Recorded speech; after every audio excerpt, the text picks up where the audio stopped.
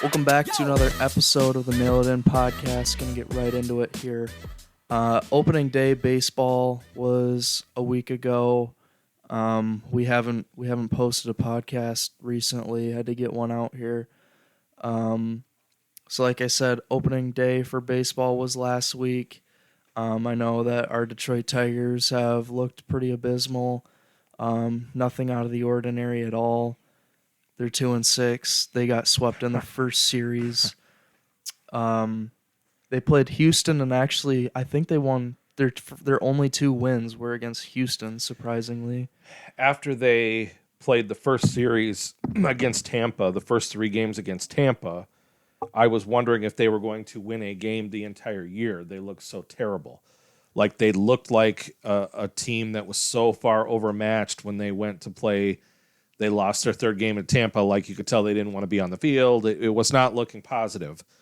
But, obviously even the worst teams in baseball history win, a bunch of games. But 2-6 is, probably about where people thought they would be, I guess, other than your completely optimistically crazy Tigers fans. Yeah, the Rays actually are 8-0. The Rays are 8-0 now. So that's good for them. That's like tied for the, I think, MLB record or something I saw.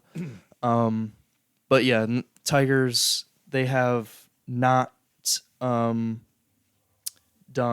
like, they haven't surprised anyone with how good they've played. They've been about exactly where we thought. Their pitching actually has been pretty good. Yeah. I've been surprised on their pitching. They had the Joey Wentz. He actually pitched pretty good, I think, against Tampa, but then their relievers came in and just stunk it up. Well, their hitting is pretty much at a AAA level, and I'm including. Well, it's because they are AAA players. Yeah, I mean, essentially, you have a AAA level of hitting, club hitting, going against major league pitchers. So when is it a surprise to anybody? It is not to me, because they have a long way to go before they field what I would call major league roster. And again, I put Cabrera in there too because he's. Baseball is baseball. And again, if it was football, Cabrera would have been cut by the Tigers a long time ago, but they don't have the same type of contract. So it's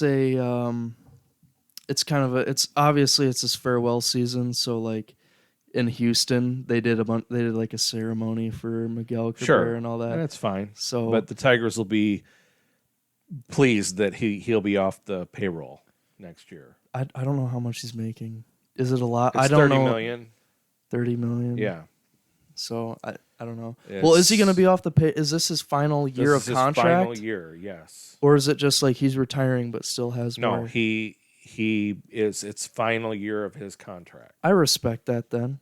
Like he didn't just say I'm retiring 3 years ago and was like because he needs the money and he's getting paid a crap load of money. Wouldn't you still be getting paid if he you've got to at least come out and do something if you're going to get paid. I mean, again, that's what baseball is. It's what they've decided to put themselves into. So the Tigers signed him to a contract. They knew he was going to be garbage at the end, and where he ranks as far as like I don't know if there was ever a study as far as what players have signed the biggest contracts and done the least with. But I would imagine his current contract is probably on that list somewhere. Even at the beginning, he was a decent player, but I don't think he was ever a $30 million player. But. Well, I mean, he's up there in that category with Hank Aaron and Albert Pujols. I'm talking about this current contract, not what he's done in his whole career. Okay, well, because I was going to say, for as much as this contract, as much as we've been dogging on him, like he's obviously Hall of Fame level, like really good player. Okay, but he's not playing like that right now. Right. And hasn't for quite a long time. So, I guess one more news on the Tigers. Austin Meadows, who the Tigers traded for a year or two ago from the Rays, he is back on the 10-day IL for, like, he's dealing with, like, mental illness stuff. And that's what derailed his season last year was he got injured and then missed a bunch of the year for like having anxiety or whatever. So he took a bunch of like almost a whole season off there. And now what, 8 games into the season, he's already back dealing with that. So that's another Tiger loss. They pulled up Akil Badu, so we'll see how he does in the outfield now. But Austin Meadows, as of right now, is no longer on the team. He stepped away, so we'll see how long that is. Um, so uh, tonight we went to dinner at one of our local diners in the area, 76th Street Diner. If anyone is around here, really good food, open 24/7. What did you get from there for tonight? I got the big rigger, which I typically get. What's in the big rigger? The big rigger is like a breakfast assortment of things that that you all anyone like me likes, because it's a little bit of everything. Toast, potatoes are your choice, eggs are your choice, meat of your choice, pancakes or French toast. So it's a little bit of everything. It's breakfast and lunch, or breakfast, lunch, dinner, Well, 24/7. So the diner is an interesting place because it's in a gas station. Essentially, it's kind of a small truck stop, but it's a truck stop type diner. But and it's a little rough around the edges. It's certainly, it looks like what it is, but they serve good food. it's really good food. It's a solid breakfast, solid lunch. I really only had their breakfast, but you had their chicken sandwich today. Good service, and just like it's the kind of place that you want to go to. So I like it, despite it being a little rough around the edges for me. I go there. It was my birthday dinner, and that was where I chose to go. So that should tell you something about either places that we've gone so many times we're sick of, or just the fact that I like that place. We had breakfast at a Waffle House down in Knoxville, which was not super great, and so I wanted to get a good breakfast and hit a home run with that. And I knew 76th Street Diner was going to fulfill that, and it certainly did. So,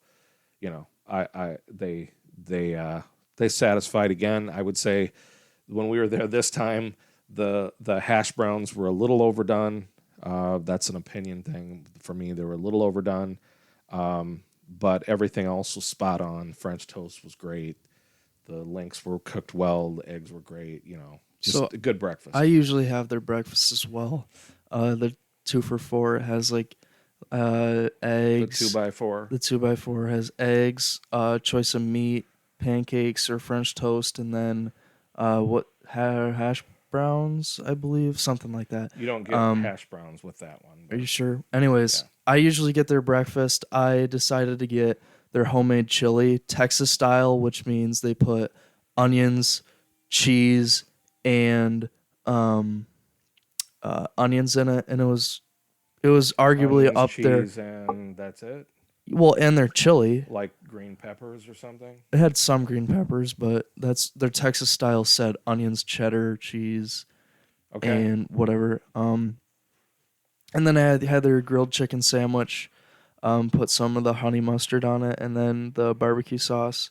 It was good. I finished it before you guys finished your food, and I got it like 5 minutes later, or something. So Well, the big rigger it's a full breakfast. Like, it literally, you put the toast comes on a plate, the French toast comes on a plate, and then the rest of it comes on a plate. So you have 3 plates of food. So there's a fair bit of food there.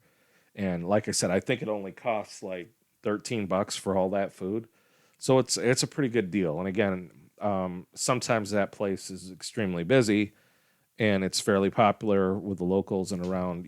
Just not for the truck stop crowd only, but for everyday folks too. So I I like it. Obviously, I picked it for my birthday dinner. So there you go. um, Frozen 4 is going on tonight. The championship You will have game. to explain to our viewers what the Frozen It's 4 is. Frozen 4 is the hockey tournament, like March Madness kind of. It's Division 1 college hockey. Frozen 4, Final Four, similar, just in hockey. They call it Frozen 4. The teams were Boston, Michigan, Minnesota, and Quinnipiac this year in the Frozen Four. Quinnipiac beat Michigan in the semis, and then Minnesota handled Boston. So it's Quinnipiac and Minnesota playing right now. I think the last time I checked the score, it was 2-1 Minnesota. Quinnipiac just scored. I can actually probably pull up the live feed here. Well, anything to note on the Frozen Four or the hockey tournament this year?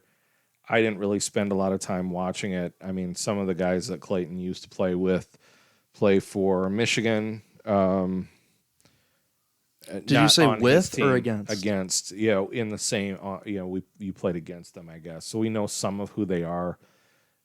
I don't really care a whole lot about that, but it's I guess something to watch. We went to I went and saw Notre Dame's lacrosse team play Virginia in South Bend. That was pretty awesome. I don't remember when. What does that have to do with Well, no, the I'm just thinking Frozen of like Four? it doesn't. I'm just thinking of all the college stuff I've done recently. You had that, I had that, and then we also the Final Four of the men's basketball tournament concluded too, and we hadn't talked about that either. But go ahead if you have anything left to add on the Frozen Four, because I really don't. I I mean, I didn't watch. I watched the Quinnipiac Michigan semifinal game. It was actually a really good game. Um, like you said, I know Rutger McGroarty, Seamus Casey, those guys that play on Michigan. Logan Cooley, who's in the championship game right now. I played him when he was playing for the Pittsburgh Pens Elite, which is a youth hockey team. Um, and so I played against them when obviously when I was playing youth hockey. Um, but that's really all I have on the Frozen Four. Just quick update there. Is there anything UConn? You talked about the Final Four. UConn won against Yeah, San Diego State. That was what was that, like a 4 and a 5 seed playing? yeah. I really I didn't watch the game honestly. Like it didn't really appeal to me. I don't I don't a lot of times I don't watch a lot of the tournament. Basketball, especially pro. I'll watch a little college, but it happen if I have time and I'm sitting around, I'll watch it, but I don't like make time to watch the game kind of a thing for me. I heard that it's sort of unfortunately the men's finals had like the lowest rating in the history of the finals or something, but I kind of see that, UConn, San Diego State, probably not going to draw like Duke, Maryland, or Duke, North Carolina, or someone like that, or Duke, Kentucky, or something. It's not going to draw like a blue blood game. But they had their time, and that's good. And I remember everyone talking about UConn being really good and how they looked fast and they looked pretty good halfway through the tournament. And so hey, you got a basketball school that wins a basketball tournament. So That Caitlin Clark girl from Iowa. You were talking off of the podcast, kind of like how ESPN was kind of trying to hype her up, and then Iowa didn't win it, and so well, yeah, I mean a couple things that I noticed, and this was before I saw any reaction to the game. And again, the game was on, and I was kind of watching it a little bit while I was doing other things. A couple of things stuck out to me was one, I didn't think the quality of the basketball was very good. It had been a while since I've watched women's college basketball. I thought it was kind of bad. I didn't too when I watched this Clark girl play. She, and again, very limited, a limited sample. She didn't do very well. Like it seemed like she always had to push off of people, and then they were calling fouls and stuff. And of course, like LSU was embellishing everything to the maximum, which again, you start getting into that whole soccer thing, and then right away that puts a bad taste in my mouth. It's one of the reasons I don't like the NBA. They were embellishing big time, and then I noticed it too at the time from the very limited sample of the game that I saw. Like the referees were horrible. Like, and it was no surprise after the game was done that that everyone and their dog decided to rip on how bad the referees were in that game.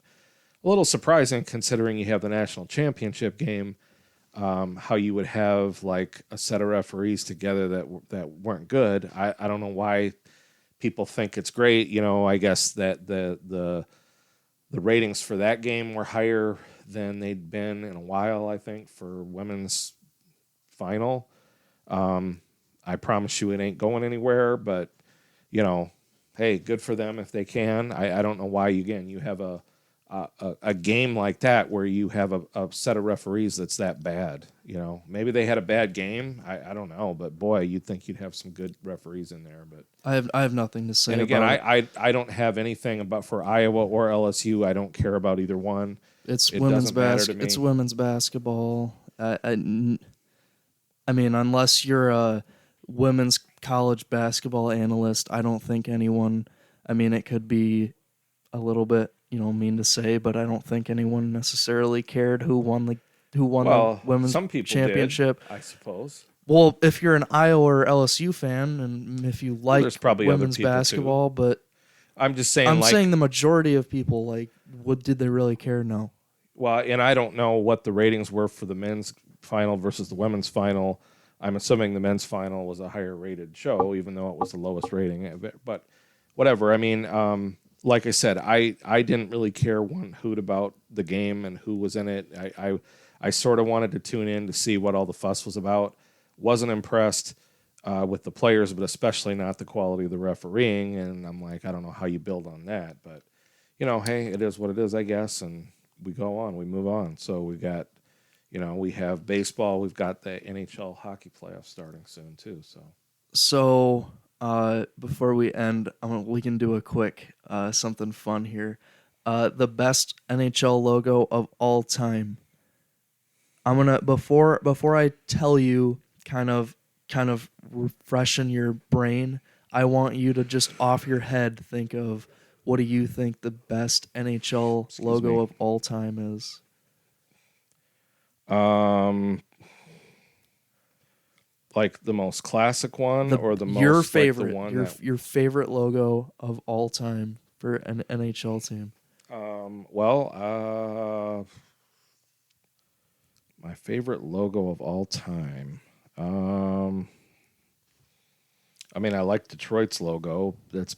I like logos that have been there for a while that they haven't changed. Chicago's is of course classic. I'm just kind of trying to think like the best one. You got, I'll just say it. You got Hartford. You got the Mighty Ducks logo. You have the Nordiques, the North Stars.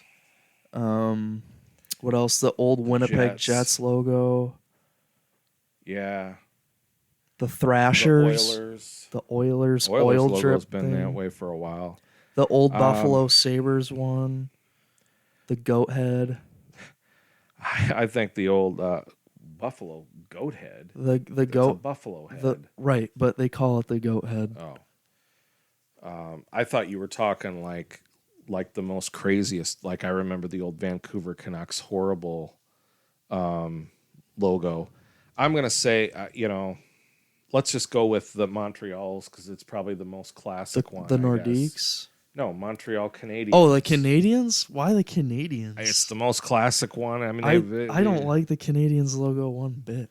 I I'm was trying thinking to the think. North Stars. Oh, you also had the California Golden Seals. Uh, Probably the North Stars or the Or Whalers the logo. Whalers, maybe the Whalers, I guess. I don't know. And it's nothing special. It's just The whale's tail, because it's yeah. classic. Um, The Kings used to have a weird a crown with purple and gold and stuff. yeah, I'm trying to That was think of any crazy. others. I don't. Vancouver had some crazy, What's the ugly ones Flyers too. logo? I've always wondered what's the Flyers logo? What Like does it it's mean? like what is it? Like Like what does it the represent? P or It's not whatever? even a Or P. It's like it's like a circle with wings or something. yeah, I don't know. That'd be a good one to research, I guess. Um, The Penguins one is always sort of like boring and drab. I think the Blues, the colors are nice, but it's nothing spectacular. Sharks are pretty decent. Like they do some stuff with that one that's pretty cool.